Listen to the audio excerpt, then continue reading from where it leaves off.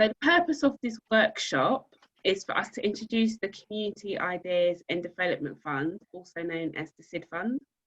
So we will be informing you about the purpose of the fund, the application process, and the criteria to receive funding.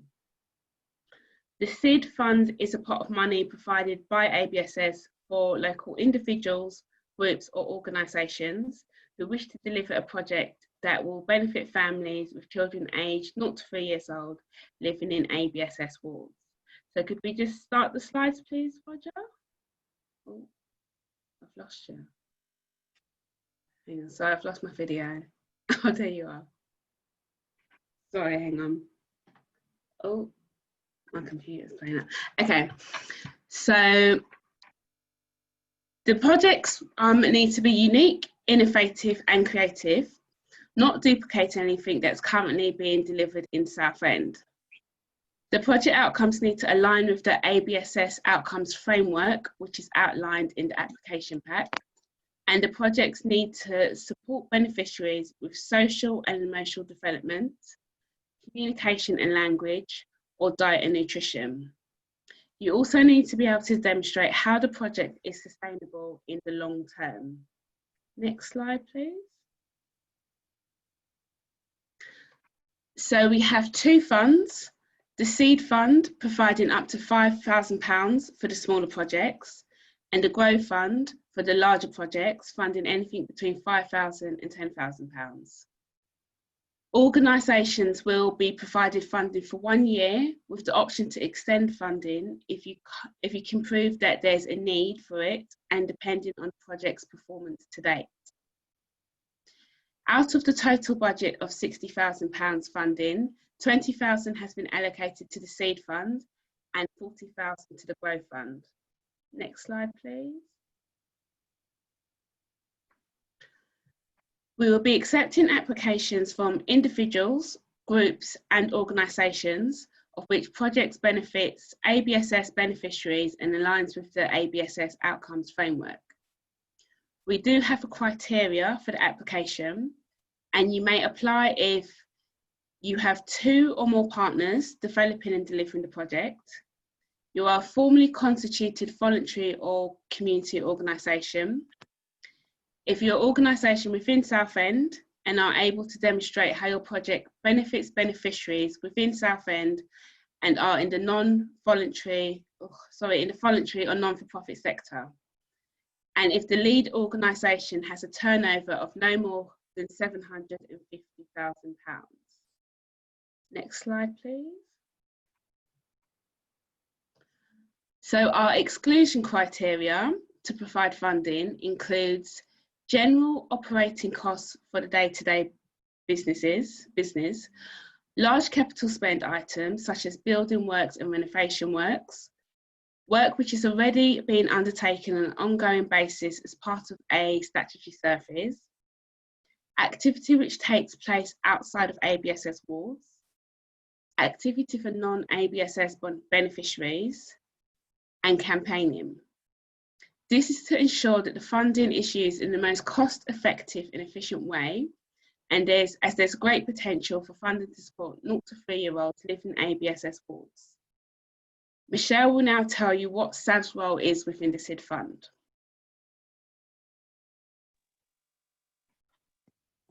You're on mute.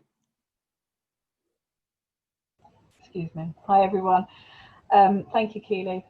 The SAV's role, even though there are some restrictions, I know there's lots of groups out there that could probably do something really amazing with this fund. So this is what we're trying to promote and trying to get across to everyone. The SAV's role is to support. We're here to support you from every stage of the application process for both the CID and the Grow Fund. The good thing about the fund is that it's a rolling fund, so there's no deadline. We work through your idea, we make sure it's right for the fund, we make sure it's got all the things it needs before it goes through the process. So you're going to be supported through that process, and we'll make sure it's right before it's there. So there's no worrying about the deadlines ahead that we've got to fill out application forms, and that's for the next year or so now. So part of this, so the team, so me, myself, I will be the support officer. Roger will be my support. We're going to be there for the meetings once the application goes through. We'll be there for the feedback to make sure when there's feedback comes back, we can support and make the adjustments that might be needed.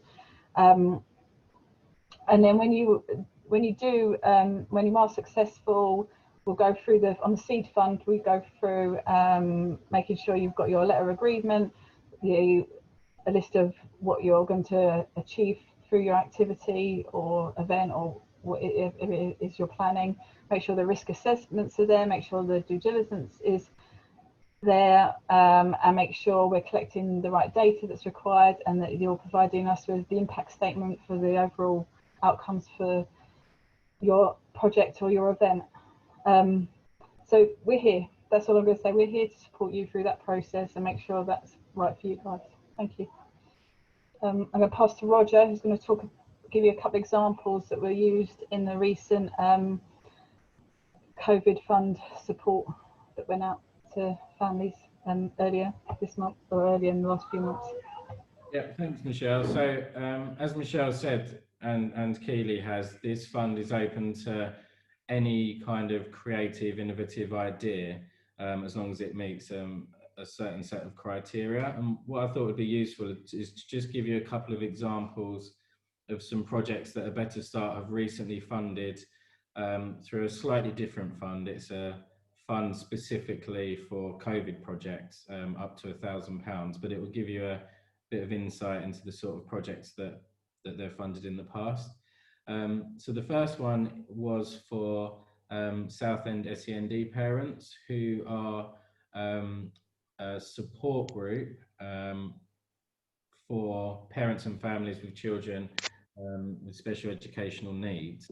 They're primarily an online group. They've got a very big Facebook following, and they applied to the fund that we're talking about in order to be able to offer some more tailored and one-to-one support to families during COVID. They were awarded £1,000 to create 20 activity packs, which contained sensory toys, activities, and other kind of supporting materials that would help ease nerves and tension and support families during COVID.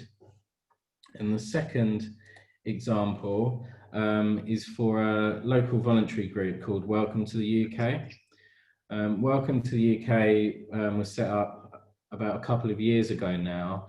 It's run by a lovely lady called Ilda, and what they do is they support new families who come to the UK, primarily from Eastern Europe, and they support them in integrating into English culture, to support them with kind of getting used to the local healthcare system, making applications for schools, and anything around kind of fitting in Southend. So Welcome to the UK applied to the fund as well, and they were also awarded about £1,000, and they worked very closely with 5 families of children under 4 in Southend, to just support them one-to-one during lockdown. And in particular, Ilda was there to support a mum very closely during the delivery of her child at Southend Hospital. So I guess the running thread through both of these projects and the projects for this fund is that they're supporting families, so children, pregnant women, or mums and dads of children of 0 to 4, so up to their 4th birthday, living in the 6 particular wards that a Better Start is funding to support. I'm going to try and remember those off the top of my head now. So those 6 wards are Milton, Kersal, Victoria, Westborough, Shoebury, and West Shoebury. And we've also got other projects that have been funded, and Michelle would be more than happy to share some of those examples with you, some case studies about how the projects went, which might help kind of inspire you or give you some ideas on how, you know, your ideas could be adapted a little bit to meet the criteria. I'm going to hand over to Brooke now, and she's going to run you through the processes of the different funds. Thank you, Roger. Okay, so I mean, this time around what we've tried to do is make the application process proportional to the amount of funding, which is why we have split it into the seed and the grow fund. So if you are applying for up to £5,000, then this would be through the seed fund. So applicants must complete and submit the ABSS seed fund application form. Once this form's been submitted, ABSS, SAVs and parent champions will meet to review the application. This is the initial screening meeting to decide whether this application can be submitted to the reference group for scoring. If it is appropriate, then this will be scored by the ABSS director, the ABSS programme manager, project manager and parent champions. And the reference group will meet to review scores and decide whether we award funds or not. If you are unsuccessful at any stage, then SAVs will provide you feedback and it does not prevent you from resubmitting an application. Next slide, please, Roger. Okay, so if you are successful, SAVs will issue a letter of agreement and ensure all risk assessments and due diligence is in place. We do require you to collect beneficiary data and provide an impact statement, as this is how we're going to evaluate the project. And also SAVs will provide you with more information and support you with this once the application has been successful. Next slide, please, Roger. So if you're applying for funds greater than 5,000 up to 10,000, then this will be through our Grow Fund. And as this is a larger amount of funds, there is a two-stage process to this. So we require applicants to complete and submit the stage 1 application form. And this is just a one-page application form asking you to provide information on your project. What's the need? What are the activities you're looking to deliver? What are the outcomes? How much are you applying for? Sort of as much information as possible in a summary form. Once that's been submitted, it then follows sort of the same process. So ABSS, SAVs, parent champions will meet to review this. Again, it's the initial screen to make sure if it's appropriate to be submitted to the reference group. If it is, then the reference group will meet to decide whether we progress this application onto a stage 2 or not. If the decision is that it does meet the requirements and it does go on to a stage 2, then we require you obviously to complete and submit the stage 2 application form. And again, once that's submitted, ABSS, SAVs, parent champions meet to review. It's the initial screen and we decide whether it gets submitted to the reference group for scoring. So we only score the stage 2. If it is appropriate, then it's scored again by the director, programme manager, project manager and parent champions. And the reference group meet to review those scores and decide whether we award funds or not. We've put the sort of initial meetings in there to give us an opportunity to have that review of the application, and SAVs can come back to you and say this is great, but we need a little bit more information on this section before it gets scored. So it's trying to implement, instead of us saying sort of no, this doesn't meet, it gives you that opportunity to go back, add a little bit more information. And again, if you are unsuccessful at any stage, we provide feedback and it does not prevent you again from resubmitting an application. Next slide, please, Roger. Okay, so if you are successful through the Grow Fund, ABSS will issue a contract to the lead organisation. We produce targets and outcomes, as this is how we're going to measure the success and impact of the project. We also produce a theory of change, logic model and test and learn criteria, as this is how we evaluate the project. The theory of change and logic model is just the theory behind it, an evidence base and the research. And the test and learn allows us to record what has been piloted and the lessons learned from it. And we also hold progress review meetings.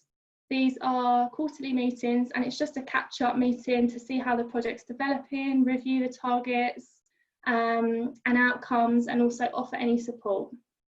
Next slide, please, Roger. Okay, so if you are successful, what we expect from you. So The first 3 bullet points relay back to the slide beforehand. So we need you to be involved in producing the targets and outcomes, theory of change and logic model, and test and learn. We do lead on it. However, we like to do this in co-production with the organisations delivering the project. We require you to collect beneficiary data, invoice quarterly in line with our invoicing process, and support and align to all data protection and risk management processes. And we'll obviously go into more detail and support you through this once you've been awarded the funds.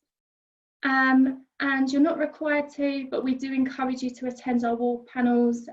These are delivered by ourselves, SABS and Family Action, purely because it's just a great networking opportunity. You can inform others about your project that's starting up in the area, and you also meet other people that are delivering projects in the same area as you. Next slide, please. The parameters, yes, so any group can only be funded once throughout the year. However, you can groups can apply for both amounts of funding. However, the project ideas must be completely different. It is a rolling fund with no submission deadlines. There's not a tight, strict deadline that you've got to get your applications in for, which is good. And we will review it on a fortnightly basis. And we'll hold workshops. I know, Michelle, you've got some dates that I'm sure you'll inform them about in a minute. And also we've produced, I don't know, you probably might have seen already, the application pack. If not, I highly recommend you read through this. We've tried to fill it with as much information as possible. It has our outcomes framework on there. And if you can link your project to those outcomes, then that will really help us with reviewing your application. It also has guidance on there about what we expect to see in your answers for the questions on the application forms. And we've also shared the scoring template as well that will be used to score the applications. As you can see, how it's weighted on there. Next slide, please, Roger. We're at the end. Yeah, so just some contact details there. And we have Q&A now, but if you have any questions after the workshop, then please do not hesitate to give either Michelle or the ABSS PMO an email. And yeah, I'll hand back over now to Keely to open the floor to questions.